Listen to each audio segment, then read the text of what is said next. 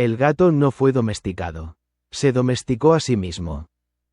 La relación entre el gato y el ser humano en la prehistoria no se inscribe, en rigor, en la categoría de la domesticación intencional, ese proceso que caracterizó al perro, la cabra, la oveja y el bovino.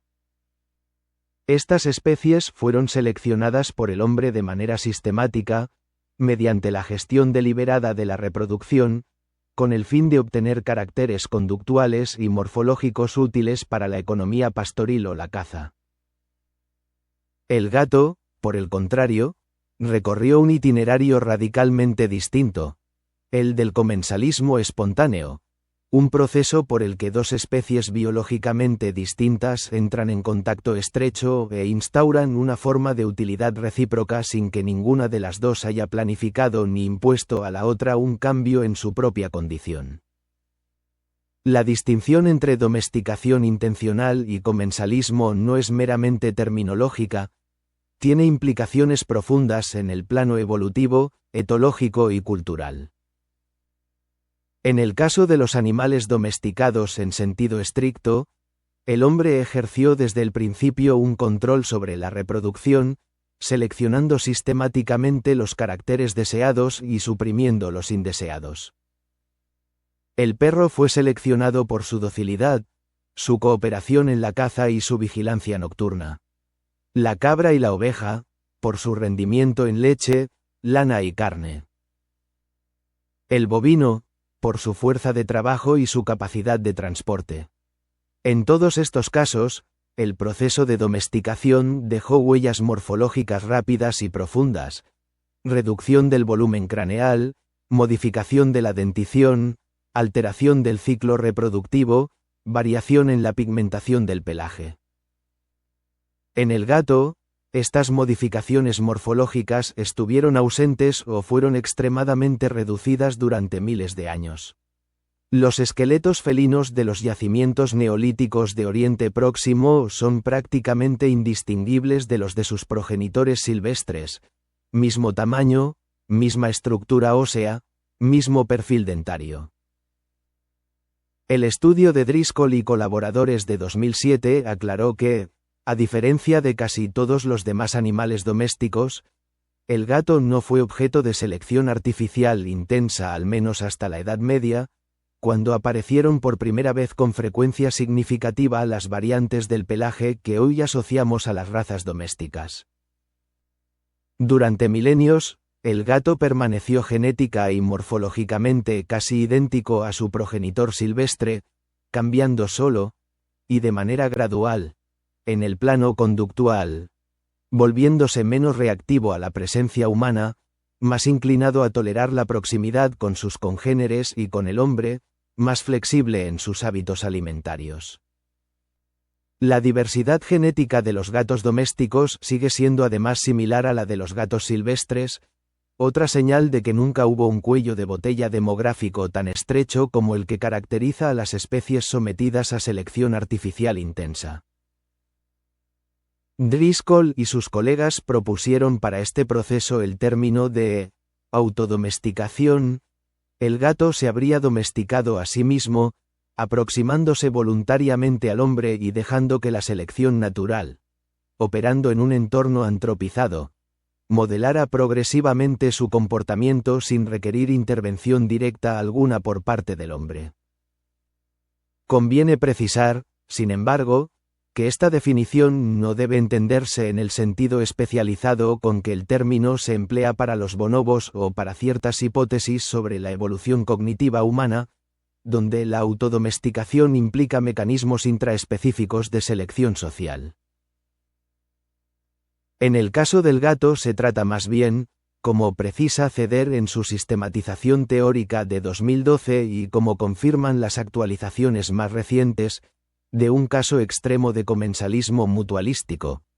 Un animal que se adapta autónomamente al nicho ecológico creado por los asentamientos humanos, sin que el hombre ejerza ninguna presión selectiva directa sobre la reproducción. La vía comensal hacia la domesticación, de la que el gato es el caso paradigmático y el mejor documentado de la historia de la humanidad, Se distingue tanto de la vía antropogénica, captura y cría deliberada de animales silvestres, como de la vía presa, gestión de animales destinados al consumo alimentario. Una precisión geográfica a la luz de la paleogenómica reciente. El núcleo teórico descrito arriba sigue siendo sólido y científicamente compartido. Sin embargo, los avances paleogenómicos de los años 2017 a 2025 introducen una precisión geográfica significativa que el texto no puede ignorar. Hasta hace poco, Oriente Próximo, y en particular el Levante, Siria y Anatolia, era considerado el centro exclusivo de origen de la domesticación felina. El estudio de Ottoni y colaboradores de 2017 ya había complicado este cuadro al mostrar dos oleadas de dispersión distintas. El estudio de De Martino y colaboradores de 2025, basado en el análisis del genoma nuclear completo de 87 muestras antiguas y modernas, ha aclarado que el acervo genético de los gatos domésticos modernos deriva principalmente de poblaciones de Felis líbica del norte de África, más que del Levante en sentido estricto.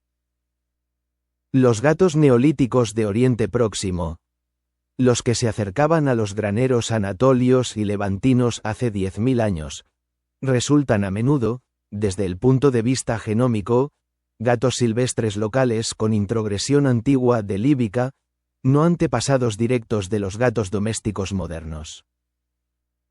Esto no significa que el comensalismo neolítico de Oriente Próximo sea una ilusión.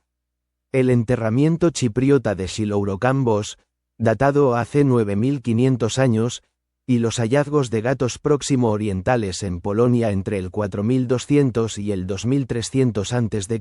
documentan una asociación real y funcional entre felinos y comunidades agrícolas ya en esta época remota. Pero aquellos felinos se encontraban probablemente en una fase de comensalismo todavía carente de las modificaciones genómicas completas que caracterizan a los gatos domésticos modernos.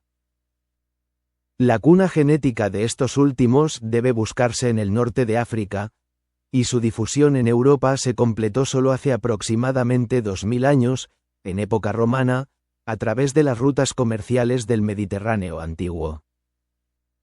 El Neolítico marca pues el inicio del comensalismo. La domesticación genómica plena es un fenómeno más tardío, geográficamente desplazado hacia el norte de África, y su plena consolidación en Europa es históricamente relativamente reciente. Un eventual papel acelerador del contexto cultural y religioso egipcio, que a partir del segundo milenio antes de Cristo convirtió al gato en animal sagrado y favoreció una proximidad humano-felina de intensidad sin precedentes, no puede descartarse, aunque sigue siendo secundario respecto al comensalismo alimentario como motor primario del proceso. El comparativo con China. La vía comensal como acontecimiento único. Una confirmación adicional de la peculiaridad de la vía comensal felina proviene ahora de un estudio de excepcional importancia, publicado el 27 de noviembre de 2025 en Cell Genomics por An, Luo y colaboradores de las universidades de Pekín y Oxford, en salida simultánea con el de Martino en Science. El estudio analizó el ADN de 22 huesos de felinos procedentes de 14 yacimientos arqueológicos chinos distribuidos en un arco de 5000 años, aclarando definitivamente una cuestión que había permanecido sin resolver durante mucho tiempo. El resultado es claro. El gato leopardo, Prionailurus bengalensis, una especie de pequeño felino silvestre nativo del sur, sureste y este de Asia, apareció en entornos antrópicos en China al menos hace 5400 años, atestiguado en el yacimiento neolítico de Quanukun en la provincia de Shaanxi, cultura Yangshao, y permaneció allí hasta el año 150 de la Era Común, en una relación comensal con los seres humanos que se prolongó durante más de 3500 años. Los animales se alimentaban de roedores que a su vez se nutrían de las reservas cerealistas humanas, replicando exactamente el mecanismo documentado en Oriente Próximo para líbica. Ratones, graneros, presas accesibles, acercamiento espontáneo. El comensalismo estaba allí, la especie también. Pero la domesticación nunca llegó a producirse. Lo que siguió es uno de los capítulos más extraordinarios de toda la historia de la relación entre el hombre y el felino.